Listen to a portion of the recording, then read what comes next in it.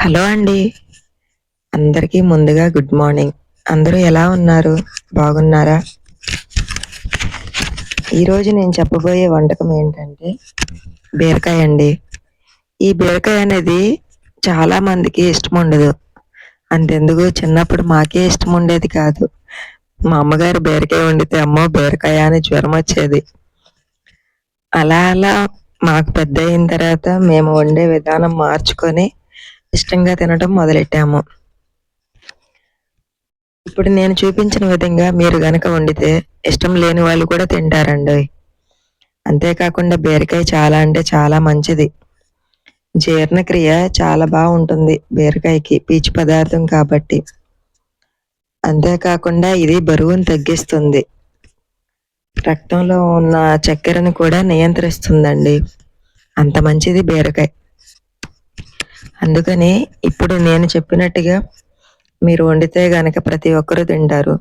ఇందులో పెద్దగా వేయాల్సినవి కూడా ఏముండవు. జస్ట్ ఉల్లిపాయ, పచ్చిమిరపకాయ, కరివేపాకు, టమాటా, బీరకాయ. అంతకు మించి ఏమీ ఉండదు. కాకపోతే మనం వండే విధానంలో ఉంటుంది ఏదైనా. అది ఎలా వండాలి ఏంటనేది ఇప్పుడు నేను మీకు చెప్తాను. బీరకాయకి పైన ఇలా పొట్టు తీసేయండి. జస్ట్ పొట్టు మాత్రమే తీయండి. చెక్క తీయొద్దు.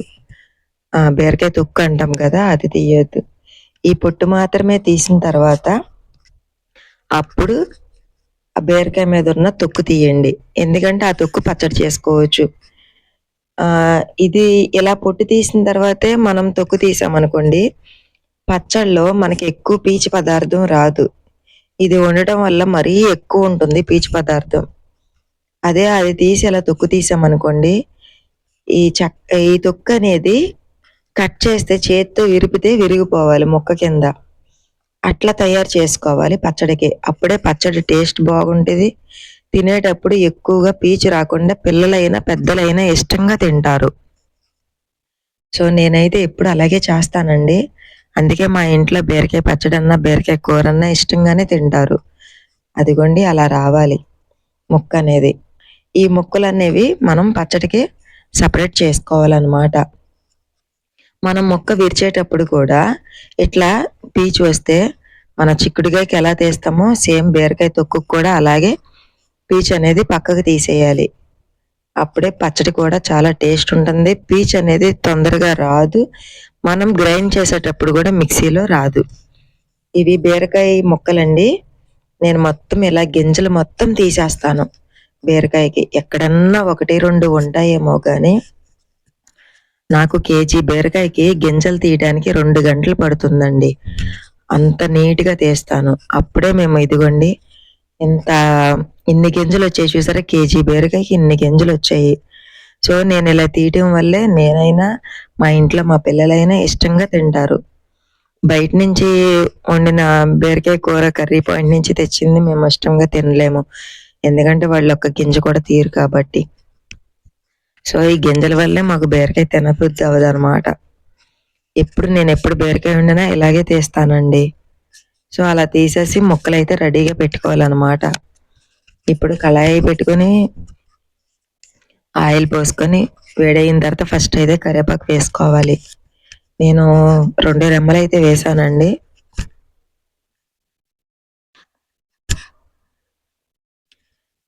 ఇప్పుడు పచ్చిమిర్చి, ఉల్లిపాయ వేసుకోవాలి. కేజీ బీరకాయలకి ఉల్లిపాయలు పెద్ద పాయ అయితే గనక ఒక్కటి తీసుకోండి. బాగా పెద్దదైతే. అంటే హోటల్‌లో ఉంటాయి గదా! ఆ మాదిరి ఉల్లిపాయ అయితే ఒక్కటి సరిపోతుంది. కొంచెం మీడియం సైజ్ అయితే 2 ఉల్లిపాయలు తీసుకోండి. ఇవి కొంచెం తిప్పాలి. పసుపు, సాల్ట్ వేసిన తర్వాత కాస్త తిప్పాలి. ఇవి కొంచెం మగ్గిన తర్వాత టమాటా కూడా వేసేసుకోవాలి. ఈ మాత్రం మగ్గితే సరిపోతుందండి. టమాటా కూడా సేము.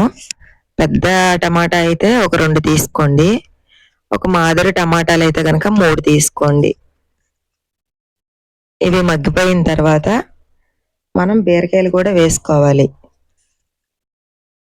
ఈ మాత్రం మగ్గితే సరిపోతుంది టమాటా అనేది. ఇప్పుడు బీరకాయలు వేసేసుకుందాం. ఎందుకంటే బీరకాయలు వేసుకున్నాకే మనకి టైం ఎక్కువ పడుతుందండి. బీరకాయలో వాటర్ ఎక్కువ ఉండటం వల్ల టైం ఎక్కువ తీసుకొని ఎక్కువసేపు ఉడుకుతుంది. అలా అని మనం హైలో పెట్టక్కర్లేదు. ఒక అరగంటన్నా పడుతుందండి. అరగంట, ముప్పావు గంటన్నా పడుతుంది. మనం మీడియంలో పెట్టి వండుకోవాలి. అదిగోండి ఒకే ఒక గింజొచ్చింది నేను కోసిన తర్వాత. మీడియంలో పెట్టే వండుకోవాలి.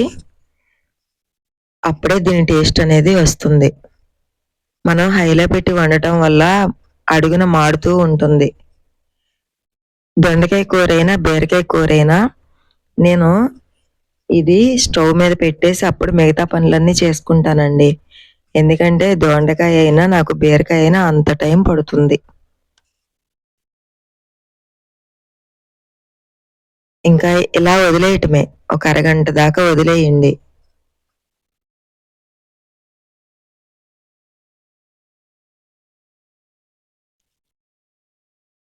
ఇదిగోండి నాకు అరగంటకైతే ఈ రకంగా వచ్చిందండి. నేను మీడియంలో పెట్టే వండాను.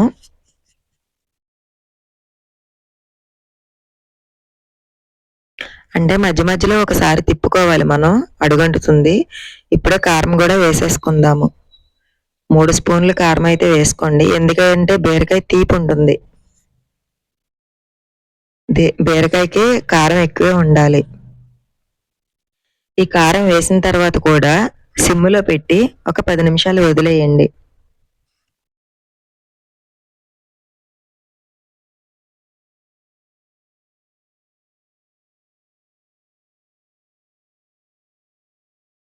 ఇదిగోండి ఫైనల్‌గా అయితే మనకిలా రావాలి బీరకాయ కూర. ఇప్పుడు కొత్తిమీర వేసుకుందాము. కొత్తిమీర వేసాక కూడా నేను ఒక 10 నిమిషాలు మళ్ళీ స్టవ్ మీదే ఉంచుతానండి. ఎందుకంటే కొత్తిమీర పచ్చివాసన అంతా పోవాలి, కూరలో కలిసిపోవాలని చెప్పి నేను ఇంకో 10 నిమిషాలు స్టవ్ మీదే ఉంచుతాను. నేను మళ్ళీ 10 నిమిషాలు స్టవ్ మీదే పెట్టి ఉంచాననమాట. నా వీడియో ఎవరికైనా నచ్చితే లైక్ చేయండి, సబ్స్క్రైబ్ చేయండి.